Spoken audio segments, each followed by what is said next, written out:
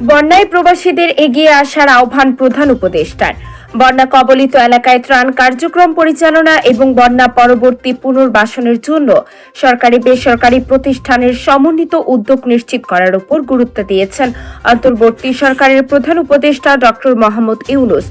শনিবার রাষ্ট্রীয় অতিথি ভবন যমুনায় 44টি এনজিওর সঙ্গে ত্রাণ ও পুনর্বাসন কার্যক্রম পরিচালনা সংক্রান্ত বৈঠকে বসেন প্রধান উপদেষ্টা। এ সময় তিনি বলেন, বন্যার্ত মানুষদের সহযোগিতায় ছাত্র জনতা এবং সাধারণ মানুষ যেভাবে এগিয়ে এসেছে তা অভিভূত করার মতো। বৈঠকে বন্যা আক্রান্ত এলাকাগুলোতে ডিজেল পাঠিয়ে মোবাইল টাওয়ার এবং বিদ্যুৎ সরবরাহ কার্যক্রম নিরবিচ্ছিন্ন রাখার কথা বলেন ডক্টর মোহাম্মদ ইউনূস। বৈঠকে জানানো হয়, বন্যা পরবর্তী পুনর্বাসন কাজের জন্য বৈদেশিক সাহায্য নেওয়া হবে।